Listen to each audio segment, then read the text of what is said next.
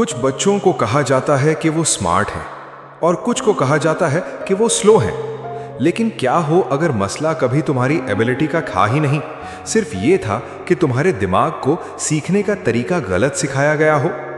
इस कहानी के साथ रहो। ये पढ़ाई के बारे में नहीं है, ये इस बारे में है कि सुकून सब कुछ कैसे बदल देता है। एक छोटे शहर में जो खामोश पहाड़ों से घिरा हुआ था, वहां एक लड़का रहता था जिसका नाम हमजा था। हमजा हर तरह से आम था। वो दोस्तों के साथ खेलता था, परिंदों की आवाज सुनता था, आसमान में बादलों को तैरता देखता था। ये उसकी दुनिया थी। लेकिन एक जगह थी जहां वो खुद को छोटा महसूस करता था, स्कूल। चाहे वो कितनी भी कोशिश करता, लेसन्स उसके दिमाग में नहीं रहते थे। अल्फाज फिसल जाते थे, नंबर्स धुंधले हो जाते थे, फोकस गायब हो जाता था। उसके क्लासमेट्स उसकी गलतियों पर हंसते थे, जोर से नहीं लेकिन इतना कि दर्द हो। धीरे धीरे हमजा ने खुद पर यकीन करना छोड़ दिया। एक दोपहर स्कूल के बाद उसका फिलॉसफी टीचर सर रेहान अभी भी क्लासरूम में अकेले बैठे थे। हमजा दरवाजे पर खड़ा था, थोड़ा हिचकिचाता हुआ। सर, क्या मैं आपसे बात कर सकता हूं? सर रेहान ने ऊपर देखा और नरमी से मुस्कुराए। अंदर आओ, बैठो। हमजा रुककर धीरे से बोला, मैं पढ़ाई में कमजोर हूं, मैं फोकस नहीं कर पाता, मैं सब भूल जाता हूं। सच कहूं, मुझे उम्मीद ही नहीं रहती। सर रेहान ने गौर से सुना, फिर उन्होंने धीरे से कहा, तुम टूटे हुए नहीं हो हमजा, तुम सिर्फ एक शोर भरे दिमाग में सीख रहे हो। सर रेहान ने मेज पर एक ग्लास बोतल रखी जो कीचड़ भरे पानी से भरी हुई थी। तुम्हें क्या नजर आ रहा है?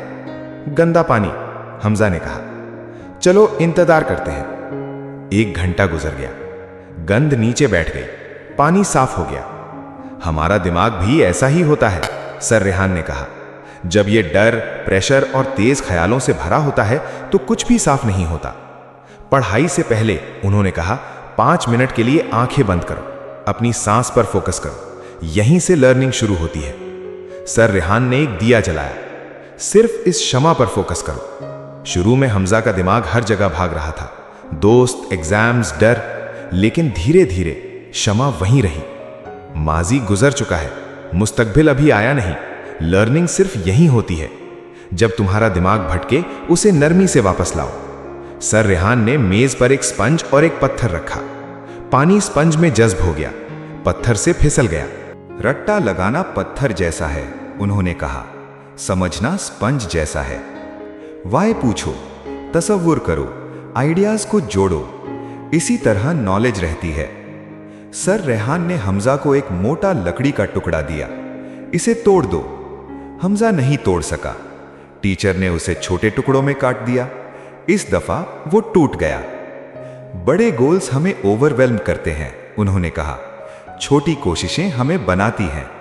थोड़ा पढ़ो, आराम करो, फिर वापस आओ। सर रेहान ने 2 गमलों में बीज लगाए, एक को रोज पानी दिया, दूसरे को नजरअंदाज किया।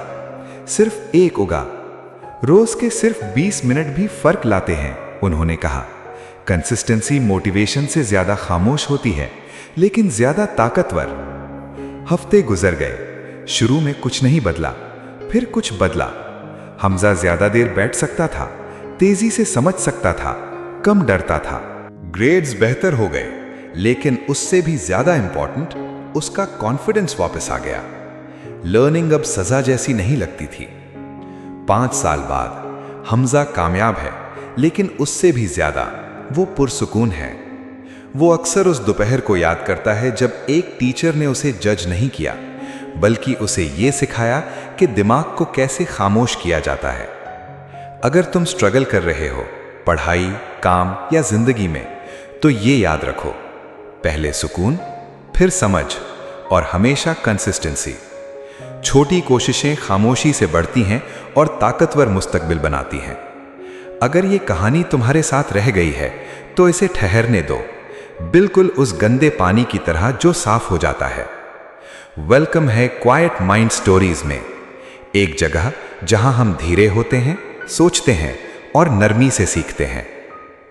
क्वाइट माइंड स्टोरीज को सब्सक्राइब करो और अपने दिमाग को वो सुकून दो जो वो कब से मांग रहा है।